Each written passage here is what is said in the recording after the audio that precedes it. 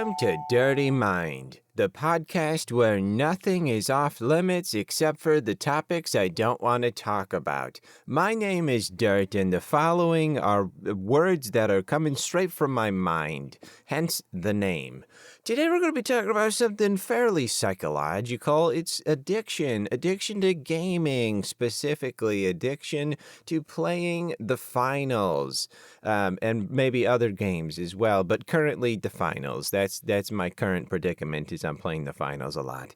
And I know it's kind of independent to me, like very specific to me. I don't know a whole lot of gamers who are addicted to the finals right now and have been for the last 7 to 8 weeks. But, we're going to talk about that because it's probably going to apply to some other games as well. Like, what are gamers like? Overwatch 2? That's universally loved. What else? The Suicide Squad Kill the Justice League, that game. So many different games are just they're just these magnets toward just obsessive playing. I don't know. We're going to get into it and we're going to talk with real words. But first, it's time for everyone's favorite segment that I should probably put later in the program if it's everyone's favorite. Just make you wait for it a little bit. But that's neither here nor over there. Here it is. Old news.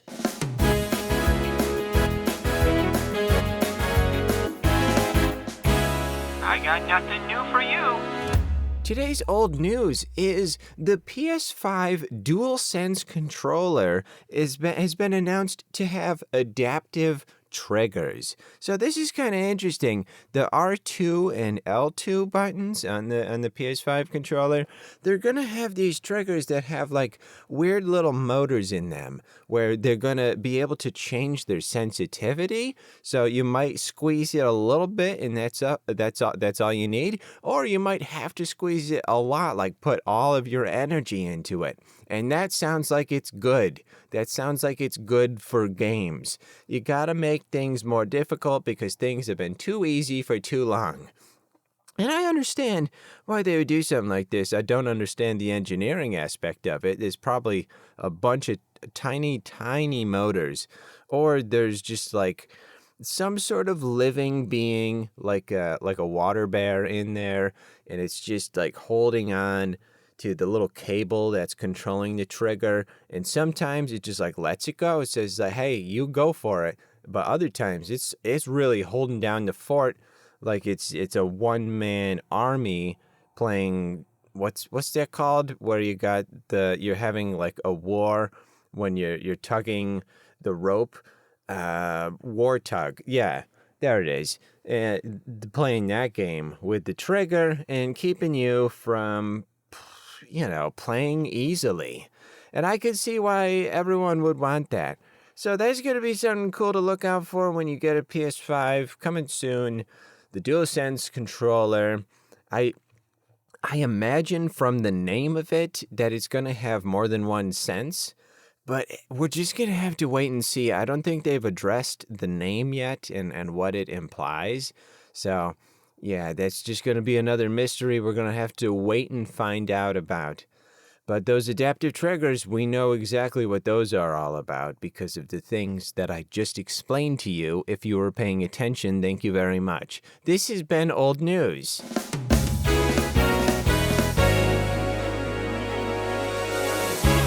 Welcome to the beginning of the topic that we are discussing today. So what are we talking about? We're talking about why am I addicted to gaming? So I'm going to talk a little bit about me because I'm the only one here currently in my periphery, but it's probably going to apply to a lot of others. So for the last few weeks, I've been finding it very difficult to do anything other than play the finals. And this is a game, mind you. It's a cool game. The graphics are cool. The destruction physics are awesome. And I like how it's got smaller squads and smaller player counts so that the chances of winning is much higher. You have a 1 in 3 chance for most game modes, or you have a 50-50 chance in the new game mode, Cash Out, I think it's called. They're all interchangeable. Quick Cash, Bank It, Cash Out. It's who came up with these? They could all be switched around and no one would notice. Anywho, I digress. But this game, it doesn't have the craziest player count. Definitely not anymore. It used to have pretty good player count, but I don't really care, like at all.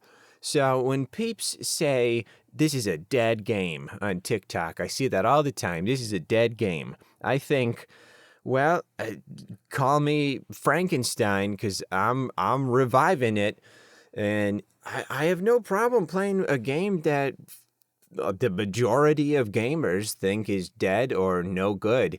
If I'm enjoying it, I'm enjoying it. But here's the thing. All right, let's put a pin in that. I don't always enjoy it.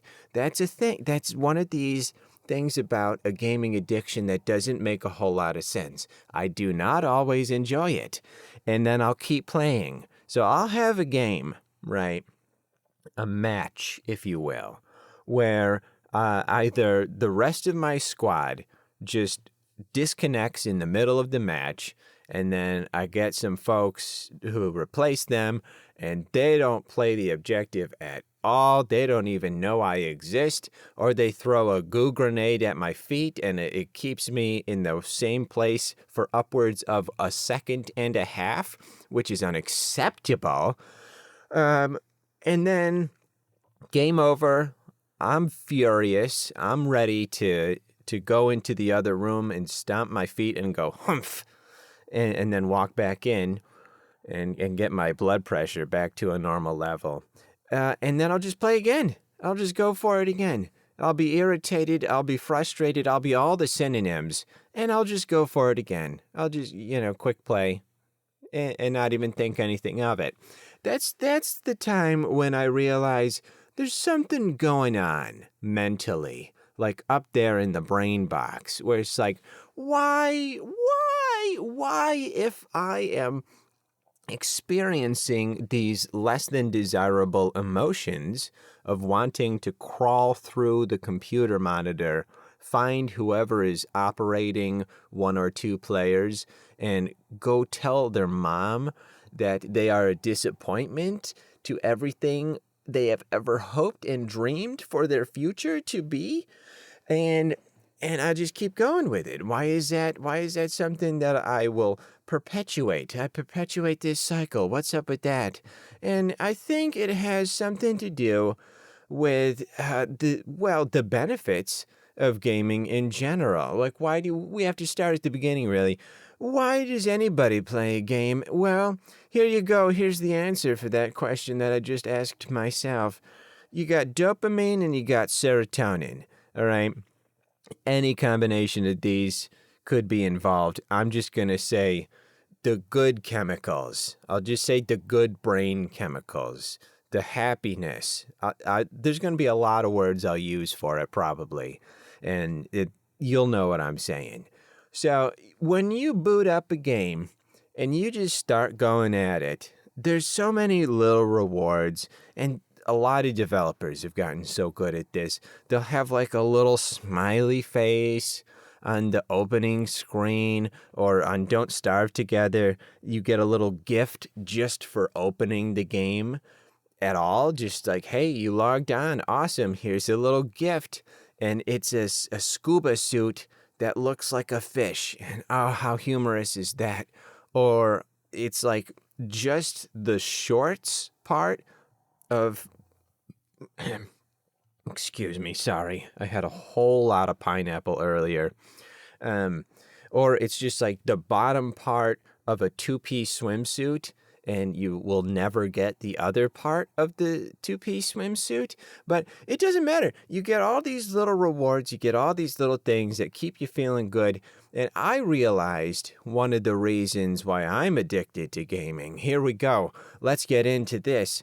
So, psychologically speaking, I have a hard time silencing my brain, all right? Even if I'm listening to music, or I'm listening to a podcast, or I'm watching TV or watching a movie, I'm working, I'm out in the fields, working with my paws, chopping down a tree that no one asked me to chop down. Doesn't matter.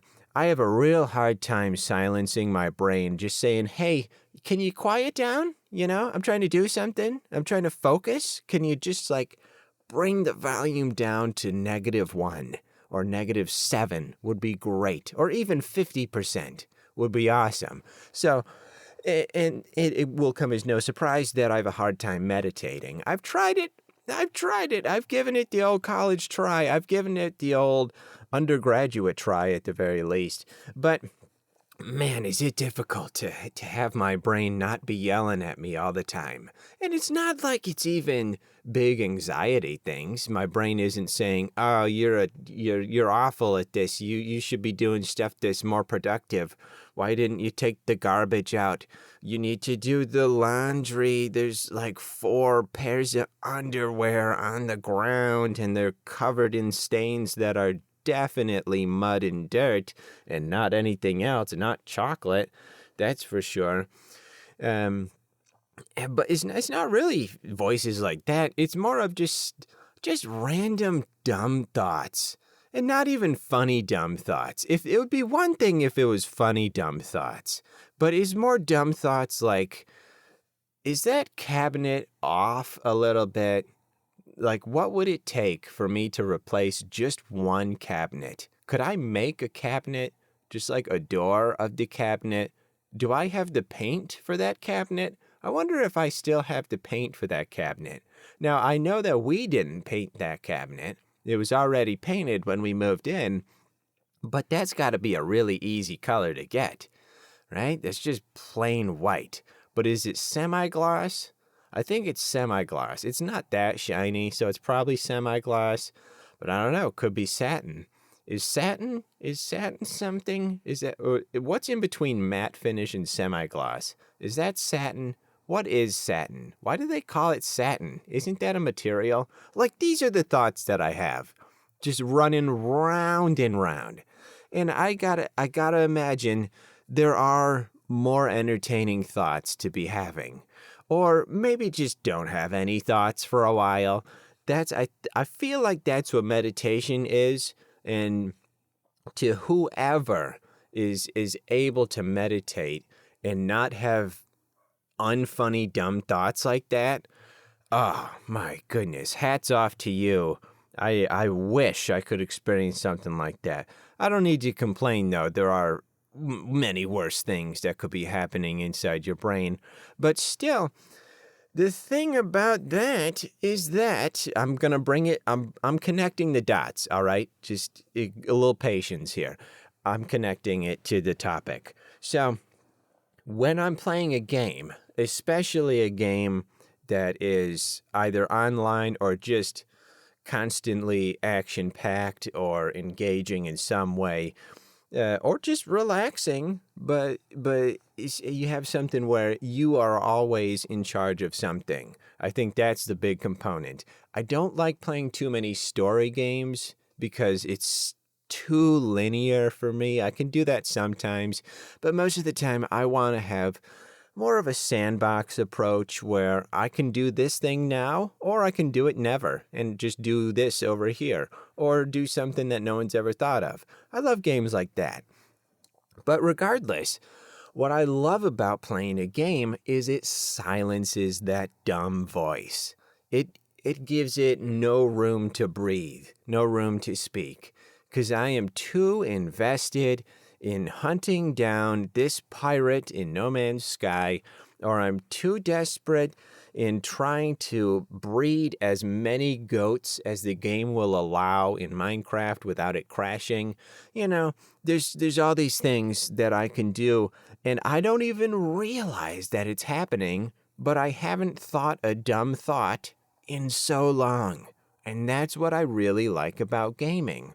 Now, I am not a young pup anymore, but it took me a long time. It was very recent that I stumbled upon this discovery that gaming is sort of my meditation, where it quiets down the voice that's always in my head speaking in an unrecognizable accent. that you just can't place anywhere. Like you can look all over the globe. It's like, no, this accent doesn't exist. Why are you using that? There's no reason to know. I'm going to do a little stretch for a second because my lower back needs to be more flexible. Okay, that was good. Thanks for bearing with me. I could just like pause or chop that up, but no, you gotta have the stream of conscious. This is called Dirty Mind, and my name is Dirt, so this is coming straight from my mind. It's not going straight from my mind into my hooves as I chop it all up like I'm a sushi chef. No. No, this is just raw, uncut, and that's the best kind of podcast, I think. The kind where you don't do any post-processing whatsoever. You don't do any editing. You don't add sound effects. None of that business. You don't have a plan going in. Why would you want that? What everyone wants to do is just press their ear directly up against the mouth of a stranger. That's just the ultimate goal for everyone all the time. Oh, Flower just sent me an attachment in Facebook Messenger. I don't like that it's a separate app now. I know I'm like 8 years old in that observation, but there's so many, like Facebook Marketplace, that's a separate thing. Why is it not United? Or Delta? What was I talking about? Gaming. Yeah. So when I'm playing a game like the finals, where you really have to be on it. You gotta be focusing. You gotta have headphones in. If you're using speakers, you're doing yourself a disservice. Sorry, I had a whole lot of pineapple earlier. You gotta be able to use your ears to know where the footsteps are coming from of the enemy. Gotta be paying attention to the map or paying attention to, in the finals, you got the little leaderboard where it shows, is everyone alive on every team, or did one team get a squad wipe, so they're going to be gone for another 15 seconds? When you have all these things happening and the objective is moving, you are just locked in, and it's so nice to be fully invested in one thing. Because a lot of us, this is not something that only I experience, I'm sure of it. A lot of us have so many things that are distracting us from experiencing real life in sort of a uniform way, where, yeah, we're sitting on the couch and we're watching TV, but are we actually watching the TV? Or are we listening to it sort of in the background while we scroll through Instagram? I wouldn't know about that because I haven't opened Instagram like on my own, like of my own will, in 4 years, probably. Because what's the point? It's not beautiful photography anymore. It's, there's an ad for a dog food. Okay, there's another ad for sandals. Oh, there's an actual picture. Oh, but it's sponsored. Yeah, it's sponsored by the dog food company from earlier because they saw that I stumbled upon a dog food ad and I spent upwards of 0.8 seconds looking at it. So now they think the only thing in my life that I care about is dog food, at least at this point in my existence. Yeah, that's Instagram for you. Oh, man. I think now is as good a time as any to jump to what I think is an underrated segment, which is our sponsored segment by a real product and real company that exists, and they pay me with real strawberries as the payment. Let's check it out because I think you're gonna enjoy it. Have you ever been in a comedy club where they make humorous statements on a regular basis, or been sitting at home watching the Three Stooges and thought to yourself, my goodness, it is so difficult to continue slapping my knee intentionally and manually every time? Well, let me introduce to you a product that you have been dreaming of. It's called the Automatic Knee Slapper, or the AKS. This device automatically slaps your knee. It's so innovative, it's so useful, everyone could use one, everyone needs one, everyone should buy one or two, because you have two knees, so why not just buy two? If you're gonna enjoy it, you know you're gonna enjoy it twice as much if you have two. That's simple math. I feel like I don't need to explain this. If you enjoy one thing, and you're going to, and I'm telling you, you're guaranteed to enjoy this, because just think about it logically. How much effort have you spent slapping your own knee? I don't even want to think about the amount of times that I've had to eat another banana or drink another protein shake in preparation for the amount of knee slapping that I know is going to transpire in the future. And goodness, wouldn't it be nice if you could just have that automatically happen? And guess what? That's here. That's here and now. And you can order one and get one. It's going to save you so much time, so much effort, so much energy. And it's going to be great, and I guarantee that. So you don't need to question that.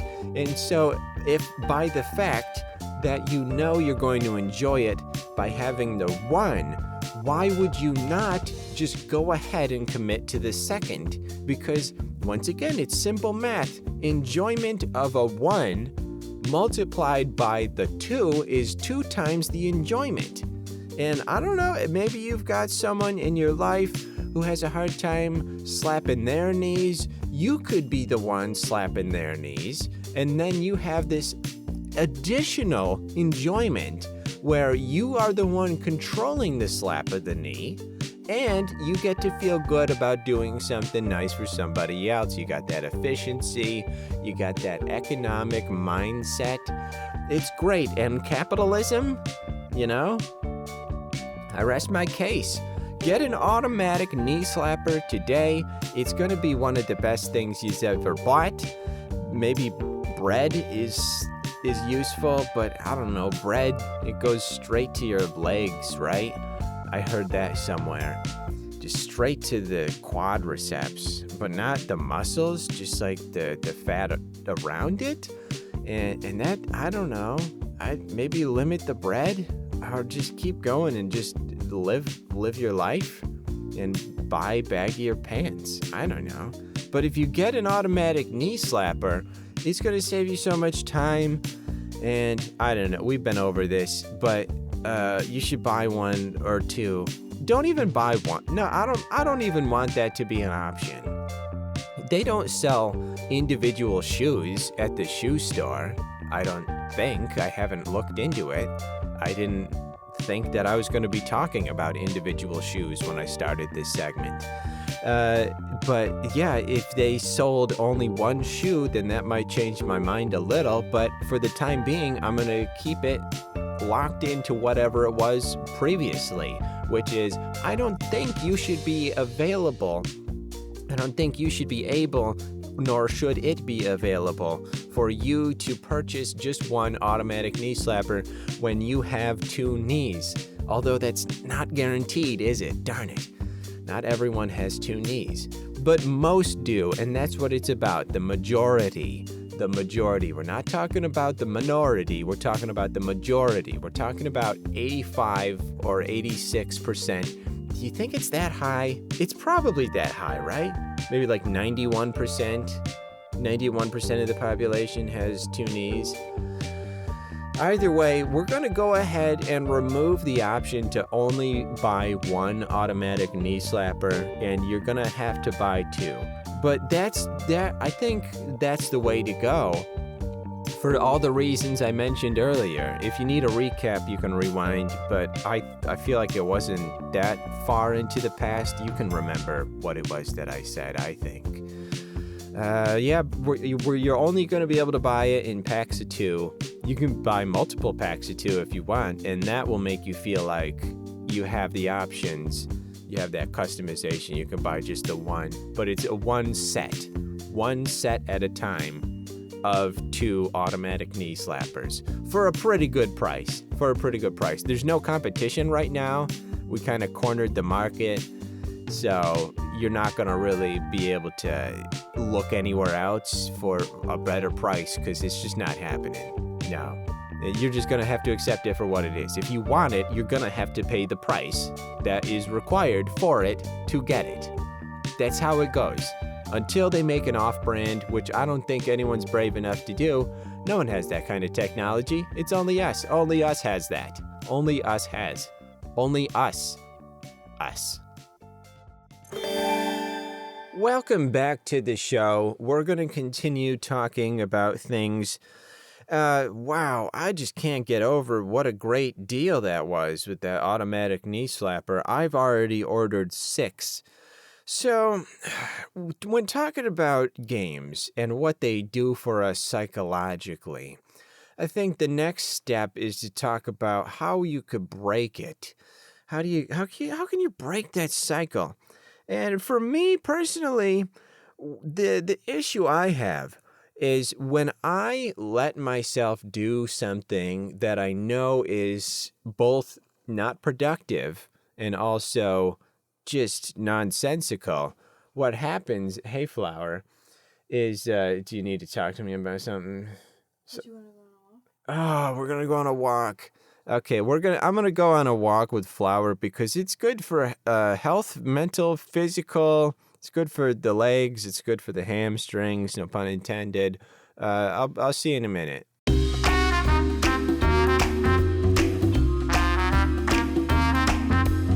Hey, I'm back from my walk.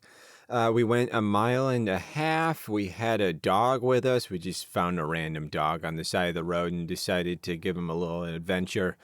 And then came back, and now I'm here talking to you, and there's a cat sort of close to me, and the cat's gone. I think I was talking too loud. The cat likes it when I whisper. I gotta keep things at a very calm level. And so if there's an emergency in the house and the cat is nearby, I just go, "Hey, little kitten, you should walk the other way because there's a giant fireball headed your way. Okay, love you."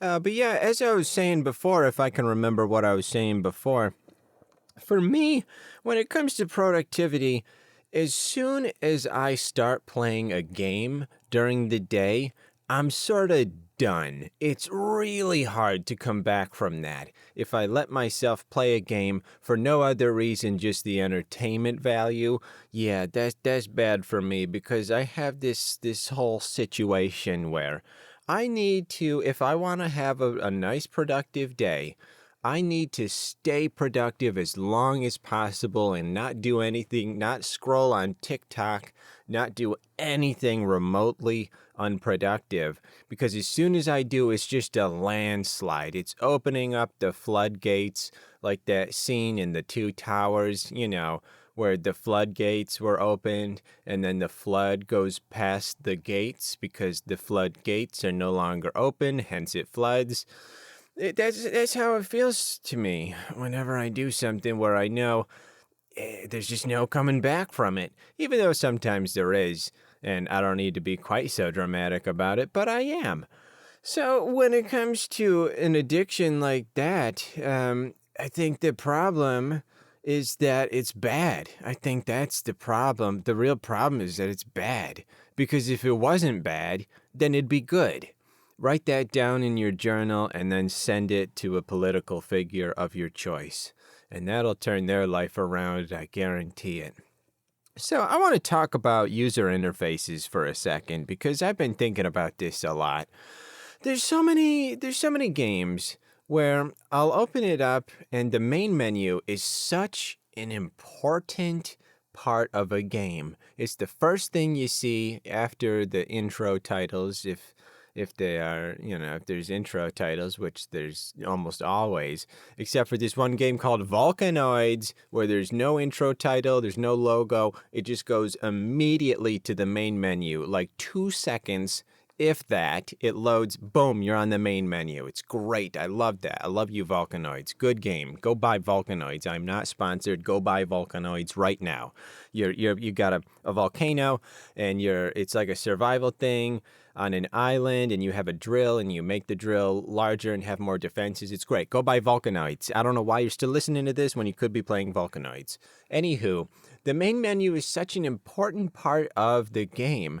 And there's so many games where you are just bombarded with all of this nonsense. I think mobile games are the worst because it's such a small screen and they're trying to pack so much into it. And it's so hard for your little tiny digits to try and hit the little tiny X button to go away. Stop showing me this. I don't need to upgrade to the Battle Pass. I only play this once every decade. But beyond that, beyond a whole lot of pop-ups just congregating where they don't belong, I think for many games, the user interface is just not simple enough. It doesn't have to be all flashy and shiny and have these little shimmering edges all over and have so much movement and motion to them. Sometimes I feel like it could just be a little square it's black and white until you hover over it, and then it gets a little larger and then becomes yellow or pink or other sherbet colors. Sherbet, sherbet, sherbet, sherbet, sherbet. There's no R except for at the beginning, but I came from a family where they said sherbet, and I think that messed me up in many ways. Also, I feel I may have mentioned this before, but my father and mother call ramen ramen, and I think so do my brother and sister also do that still. It shows you sort of where they grew up, middle of nowhere, on a farm, but not really a farm. The land where it's like there could easily be a farm here, but there's no farm. That type of land. Just like picture Iowa or South Nebraska. It's sort of like that. Just anywhere. Whatever you imagined, you're right. So, ramen, yeah. I mean, if you've never heard anyone say it before and you've never gone to a real restaurant before, yeah, sure. Ramen, I guess. There are also big Everybody Loves Raymond fans. So that computes, that tracks. And then the other one that I mentioned, golly, it's been so long since I mentioned that other word. Sure, but there it is. I remembered. I didn't need help. I didn't need to rewind. Sure, but I think there's one of those things where it's like if it hits the ear wrong and you're far enough from a city, you can call things whatever you want. So sherbet just kind of, and I agree, it sounds a little odd. It sounds like it's missing something. So they would say sherbet. And that just made sense. It just made sense. And even to this day, it still makes sense. But I've been trying to rewire my brain these many moons of late. And so I've been trying to make sure if there's a word that I used to pronounce wrong, that I'm adamant about pronouncing it right. It doesn't always work, and sometimes it's more difficult than I think is even worth putting in the effort for. But I think in this regard, sherbet is important enough in life, in everyone's life, no matter the demographic. It's important enough that I think you should get the pronunciation right, or at least know if you're pronouncing it wrong. So sherbet, yeah, those colors could be anywhere. Those are good colors. It's a good color palette starter. If you got no ideas for a color palette and you're doing some graphic design, go sherbet, go pastel. There's a lot of different colors out there. There's green, there's mahogany, there's indigo, there's off-white. Gosh. Are there any colors that begin with the letter G? Grow. growing tired. Growing tired. I'm sure that's a color. If you can just imagine growing tired as a color, it's probably like a really deep orangish desaturated gray, where it just seems like you browned out, like in that one episode of Sunny in Philadelphia. Everyone knows what I'm talking about. Nothing but the most widely recognized references come out of my mouth and brain. Everyone knows this. Oh, I'm looking at the ceiling. I'm looking at the ceiling currently. Now I'm looking at the wall. Did you know that walls are often perpendicular to ceilings? That's pretty funny to me. The way that they just collide like that. Where does it end and begin? If you have some paint and you're just painting into a corner, but you put so much paint into that corner that it becomes curved and it doesn't have that 90-degree angle anymore, it just becomes a nice, gentle, gradual transition where it curves, and like you could put a marble on it and it would just be a nice little ramp. It wouldn't make sense with gravity, but who cares about gravity? It's not even real. So that makes you wonder, where would the wall end and where would the ceiling begin? But also, that's one of those psychological questions that don't really matter at all. There's so many questions like that, right? Where peeps are trying to be like, all right, if you had a plastic bag and you put the plastic bag into another plastic bag and it was so condensed that you couldn't use that initial plastic bag as a bag, is it still a bag at all? And then you just look at them and think, who cares? And then you get a few asparagus, maybe a zucchini, and then you just whack them in the shoulder until they submit to your authority. And that's the way most Thursdays go for me when I go to a Whole Foods. I also don't go to Whole Foods very much.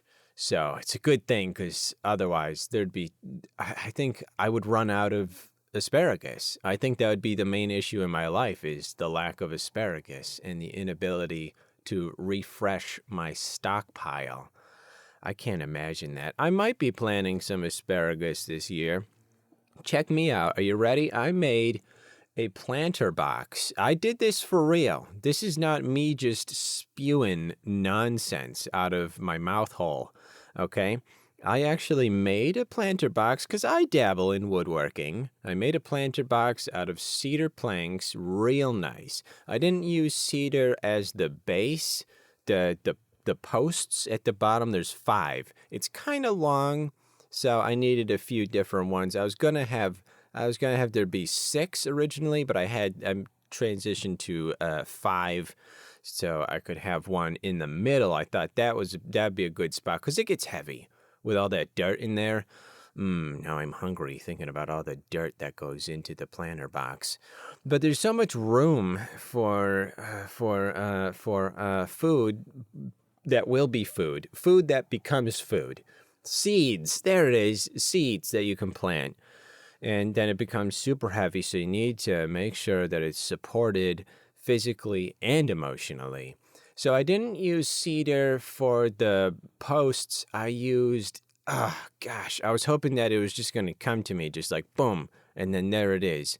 I don't know. It's a type of wood. Deal with it.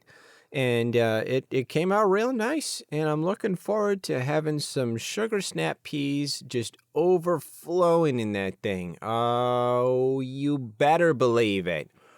I think now is as good a time as any to run over to our last segment, which is Lucky Color. Today's lucky color is called Byzantium. I'm sure you've heard that word before because of the empire. And this color is a deep reddish purple. And for those who are in the graphic design field of work, the hex code is 702963, which when I saw it, I was like, No way. There's only numbers. There's no letters. I feel like that's wrong. Like there's no way, right? And then there it was. I don't know how many times I've seen only numbers for a color that's just sort of in the middle of the radial diagram of colors. Like when you're all the way on the left side, when it's just going hue saturation, HLS, hue lightness saturation. Then sometimes like 21, 21, 21 is a nice shade of gray, you know what I'm saying? But for other colors just sitting randomly in the middle, usually you expect a few letters, but this one only numbers. It was crazy. But I like this color. I like this shade of color. It's nice. It can go all over the place. You can put it on walls. You can have it be the color of your notebooks for many different classes. Maybe not science. I don't think it works that well for history either. Health class, AP, bio, no. Science, yeah, no. You'll come up with a good idea of when to use it, probably. And if you don't, well, this is not your lucky color. Maybe next time, Try again. Cash that check somewhere else at a different bank. Thank you all for listening and being here and sticking it out through to the end. The amount of patience you have shown is just remarkable. I have the utmost respect for you and all of the animals you've ever pet in your life. For all of us here at the Dirty Mind Podcast organization, thank you, and just remember, in case you're thinking of a thing that needs to be remembered, don't eat too many Cheez-Its in one sitting, because you'll equip a glove of cheese and you'll never know the gentle touch of another living soul again. I wrote that in my notes, and I wanted to make sure that I mentioned it. I don't remember writing that, but yeah, I wrote that in my notes for some reason. So it must have been important to me at some point in time, and now I'm sharing it with you. And that's the end of that conversation. All right, bye.